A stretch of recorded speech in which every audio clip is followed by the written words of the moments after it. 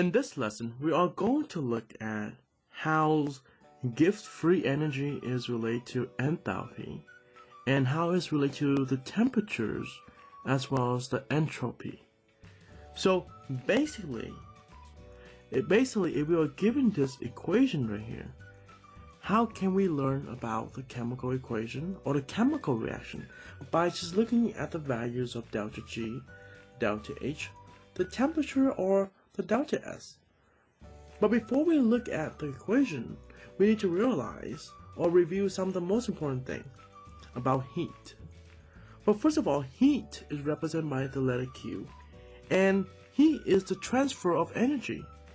And that's why we have Q, or heat, is equal to delta H. So delta H again is the enthalpy, and the changes in enthalpy, which is the heat content of a system, is equal to the energy being transferred, also known as heat. Then we have negative Q and positive Q. So negative heat basically telling you that the system is giving off heat or release heat. So because it's giving off heat, like in this case, the combustion of methane here, notice how heat is in the product. So keep that in mind, okay? When you see energy on the product side, that tells you that heat is being released. It makes sense. Where the other case, when we have positive Q, the system is absorbing heat. So therefore, we had to put in the raw materials, the heat as the raw material, which has to be on the reactant side. So that's why when we have positive Q, the energy is on the reactant side and it's functioning as a reactant, which makes sense. Now, another important thing is that, remember Q is equal to delta H, right? Because of negative Q, of course we're going to have negative delta H. Where we have positive Q, we will have positive delta H. Then we have specific terms that talk about negative Q and positive Q. Well, first of all, release, we have the term exothermics. So exo is the prefix for exit. In this case, heat is exiting the system, where endos, that means enter. So in this case, the heat is enters the system or enter the chemical reaction. So keep that in mind, because sometimes they don't give you negative Q or positive Q, but they give you those terms, and you have to be able to understand that exos mean negative delta H, endo mean positive delta H. So keep that in mind. And how is that related to the chemical reaction? One of the most important things about a chemical reaction, can we determine if the chemical reaction happened spontaneously or non-spontaneously? Well, we look at the delta G, specifically if we have a positive delta G, that tells you we have a non-spontaneous reaction. Where we have negative delta G, we would have a spontaneous reaction. It makes sense, because if we look at in terms of delta G as an equation, we have the product minus the reactants, right? So let's look at the graph.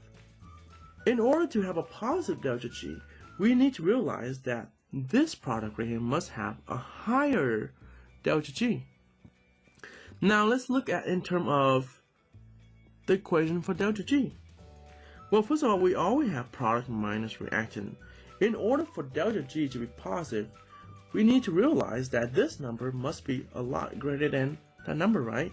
A larger number minus a smaller number will give you a positive number. Let me write that out for you. Larger minus smaller will give you positive. Well, in this case, your product would need to be larger than your reactant. And we have this graph right here.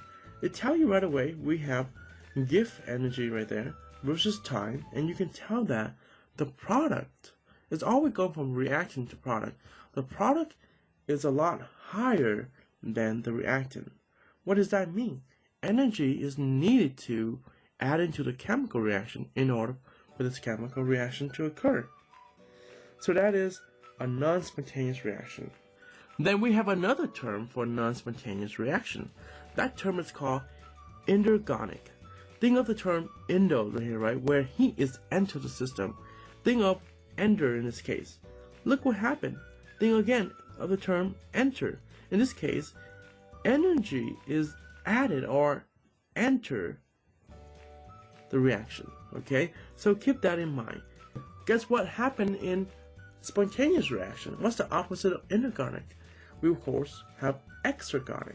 So the prefix ex over here could be represented as the word exit. And of course, what does exit mean? It's releasing heat. Look what happened to the energy. It is released in the process, right? And in order to have a negative delta G, we need to realize that we have a smaller number minus a larger number. And of course, always products minus reactant. So we can look at this and say, oh, look at this graph. Look at the reactant. It's a lot larger than the product. And by looking at this graph itself, you know it is a spontaneous reaction. So keep that in mind. Always understand the term of larger minus smaller, or small minus larger. And that will give us a negative values for delta G. Now let's get back to the equation. And this is the equation right here. Is delta G equal to delta H minus T times delta S. So first of all, you need to realize that T is measured in Kelvin. So T has to be always a positive number because the lowest Kelvin you can have is 0 Kelvin. So T is always positive. So keep that in mind, okay? Now, how do we use this equation? Well, first of all, when you are working with this type of problem, it will always ask you about if the equation is spontaneous or non-spontaneous. Or is it spontaneous low temperature, high temperature, or always spontaneous, or never? Given the signs of delta H and delta S. So we can think of this way, okay? Let me show you. Delta G is equal to delta H minus TS. And I told you already, this is always a positive sign, right? T. So there are two situations. First of all, let's assume that delta S is always positive, okay? So I'm going to write delta S here, always positive. Since delta S is relative to delta H, the delta H can either be positive or negative. So let's assume that it is a negative, and then we can have delta H as a positive as well. And assuming again delta S is positive. Let's review. We have two variables, delta S and delta H. Now, instead of giving specific number, we use positive or negative. Okay? Because the idea is to look at the equation to see if it's spontaneous, that means negative delta G, or non-spontaneous, that means positive delta G. So this is positive delta G, this is negative delta G. Okay? So in this case, you have delta S and delta H. With the assumption that delta H can be negative or positive, we can assume that there's a set of delta S that's positive, delta S positive again. Where in this case, positive and positive, positive, negative. Or we can have another assumption where delta S is negative, where in this case, we would have a negative delta H and a positive delta H. See how the combination works? And these are all the possible combination. So now let's look at this set of information. So because this right here, use this information to determine if delta G is going to be negative or positive. Let's focus on the negative, spontaneous reaction. Okay, in order for this to be negative, okay, well, first of all, we have delta H as negative, so we can say that is negative right there, and it's gonna minus right there, and we know that T is always positive, so this minus a positive number. Now, because this sign for delta H is negative, and you minus a positive number, guess what happened? You always get a negative number, because when you minus a number, you get more negative. So therefore, your delta G will always, no matter what the temperature is going to be. Does that make sense? Because a negative number minus a positive number will become more negative. Now let's look at the other case where the delta H is positive. Okay, it's positive. So here we have another positive number, so minus a positive number. Well, think about this. When you minus, right, it becomes more negative because you minus a positive, more negative, okay? But what happens when the temperature is too low? It's basically saying, let's say you have 5 minus 2. You still get a positive 3. But what happens when the temperature is high, like 100? Now you have a negative answer. So what does that tell you?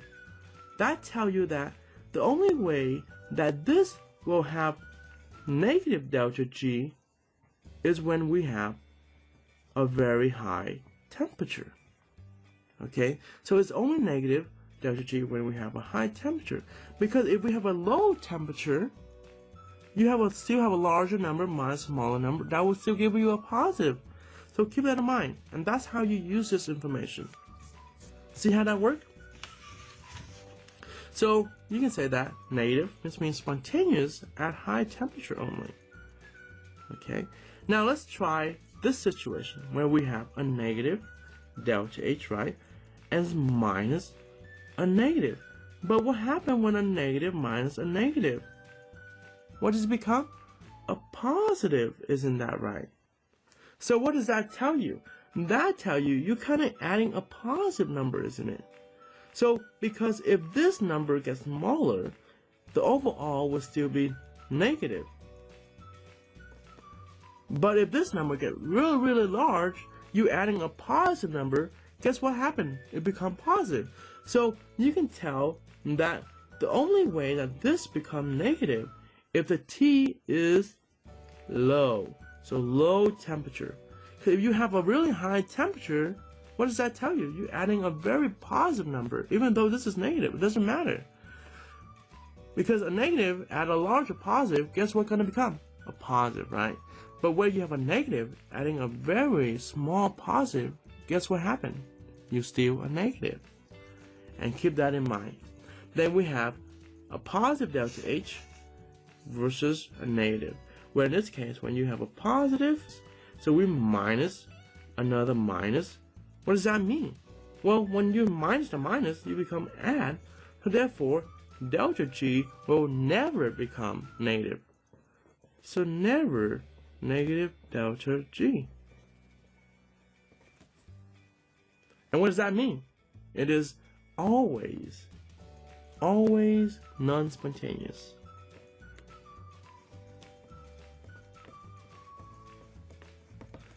And that's how you use this equation. But here's the tricky part. Sometimes they don't give you the sign of delta H, but they give you this format. Or they give you the term exothermics or endothermics. Or they give you an equation like this, and you have to figure it out. So always be patient and solve one step at a time.